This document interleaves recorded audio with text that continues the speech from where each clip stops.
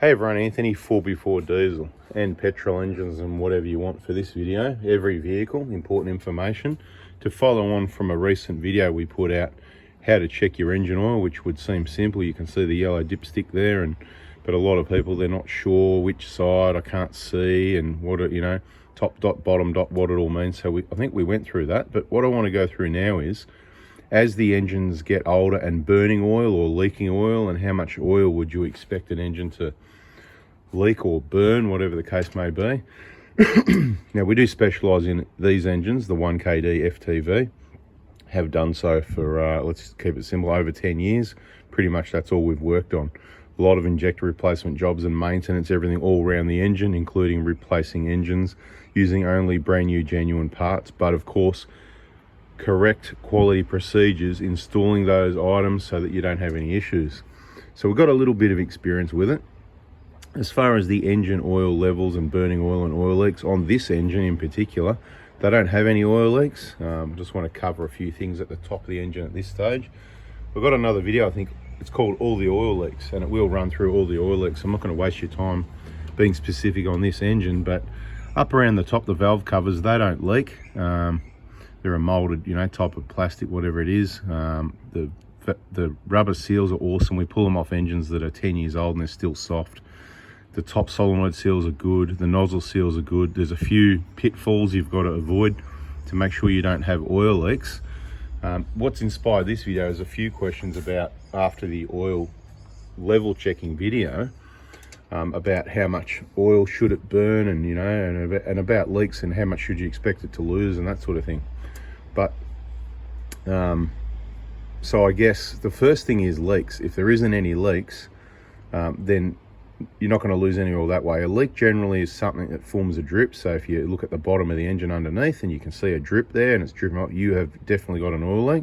If you've got a bit of a sweat around somewhere, it's not really, I don't like to use the word leak, because leak, it's just more of a running thing that forms a drip. A leak, it's more of a sweat. But you can call it a leak if you like. I'm just trying to save a bit of confusion now. On this engine, for example, it's pretty clean. Generally, I don't think I overflow oil when I fill it up, but when you do oil changes there, if you overflow it, you can spill oil at the front, and we'll go through where that's going to go.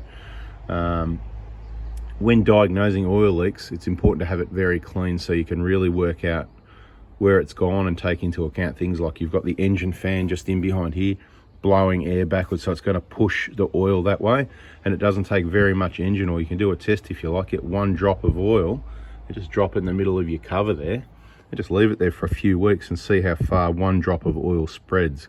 Because at the moment I've got someone saying, oh, it's got oil leaks, whatever, and it's using half a litre of oil between services. Now it may have that. I haven't seen the vehicle, I've just seen a few photos, but what I can see is a sweat. But I see a sweat at so many places, I have never seen anything like it before on these engines, okay? So pretty much every one of these little bolts has got a sweat around it. Remember what I said, 1 drop, see how far it goes, because this valve cover, from what I've seen, it's probably going to be using about 5 or 10 mil of oil in between services, not 500 mil. So firstly, let's cover how much oil should it use. These engines generally don't use any oil. But if you were to use half a litre between services, 5,000, 10,000, whatever, I'd say that's probably about reasonable. I might even check the oil on this, because this is a good engine. It doesn't use oil, but depending, again, what climate you're in, how hot, how cold it is, whether you're doing cold trips to the supermarkets, back school and back, just to the family, the shops, all that sort of thing, or whether you're out on the highway doing 2,500, 3,000 revs the whole time, where the oil's going to get hotter, it's going to burn a bit more oil, it is going to use a bit more oil, which is why they say check your oil regularly. I think the book says every day or every week and stuff like that. So I hope you're aware of that. If you're on a trip where you're doing a lot of Ks at speed, you do need to keep an eye on the oil level, because it might use some, and you might choose a different grade of oil. You might use the 1550 Penrite rather than the 1040 if you're going to be doing a lot of that, depending on the age of the engine, the kilometres, and what climate you're doing it in. At the top of Australia around Broome to Darwin, or you're doing it from Hobart to Launceston, totally different kettle of fish, you know what I mean? So the cooler climates is obviously helpful for not burning oil and the shorter trips. So there's a lot of variables there. So don't panic if it is using a bit of oil. Half a litre is probably not too bad. If you're using 3 litres of oil, 2, 3, 4 litres of oil between any oil changes, I'd say you've got a problem that's not normal in this engine. Now every engine's different, so let's try and be specific to this engine at the moment, keep it simple.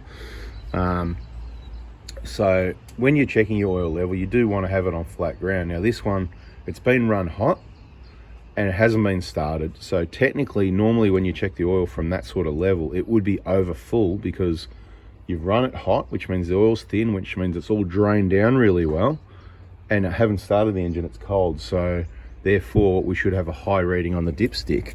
And there's no need to wipe anything really because there'll be nothing to see here. I just got it, the hard part's going to be holding the oil dipstick, still holding the camera with one hand and the dipstick with the other, and not drip it everywhere, right? So, and if you can see that, it's right on the top dot, right? Don't worry about these other little bits of mess oil. Have a close look at that. It's right on the top dot, which is okay, but it has used a bit because these say they use take 6.9 litres of oil, right? And I put in 7. I put in the 7 litres I always put in, which normally leaves me a little bit over. So in the 5,000 Ks we've done so far, try and get that in the hole with one hand, with a long length. There you go, not bad. We've probably used a couple 100 mil of oil, okay? So that's what I'd consider normal, not something to worry about. Now, if you've got issues with sucking dust and that, you don't do your air filter maintenance regularly, making sure you get clean air to the engine needs clean air, right? And other things need to be clean as well. We're not going to talk about that in this video. Obviously the engine is going to perform best and last longer longevity with clean air. So you don't want a restriction, a block filter. It's going to pull the air it needs. It's going to include some dust if you've got a dirty block filter. It's going to either leak around the seal, it's going to pull it through the element one way or the other.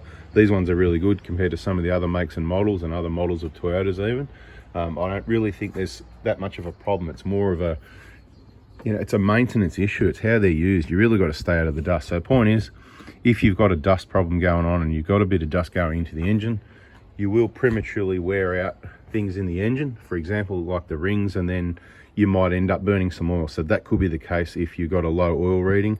Over kilometers, if the engine's done 250,000 Ks, or even 150, 200, 300, depends on the age. There's all these variables.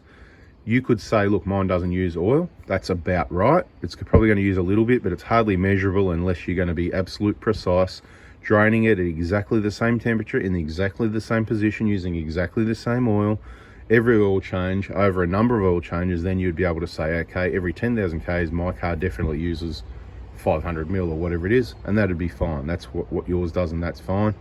If it's higher than that, you know, whether it's that wear there, the other thing that could be happening is, like a lot of small diesel engines that are small 4-cylinder diesel engines in big four drives that do a lot of towing, or they're loaded up, wind resistance, carrying a lot of weight, they're working pretty hard, and therefore some of these engines can end up cracking pistons, not just the 1KD FTVs, but including the 1KD FTV. When the crack starts, I personally believe if you're using oil like maybe a noticeable amount more than before, a litre or two between oil changes, even at 5,000 K oil changes, whoa, the dipstick was down near the low line and I've only done 4,000 Ks or something like that. Look, there's a chance that was an air issue and there's some wear on the engine, but there's also a chance that there could be a hairline crack across the top of the piston, and that would allow some more oil through as well throughout the combustion process. So that could be an issue, but I don't want you to panic. Oh no, you know, I think I've got it, because it's probably not, but it could be. Okay, you'll find out one day if 100,000 Ks later it's still going. You know you've got a bit of wear on the engine. Take care of your air filter and your filtering, that sort of thing. If in 5,000 kilometers it cracks a piston, then you can probably contact me and let me know.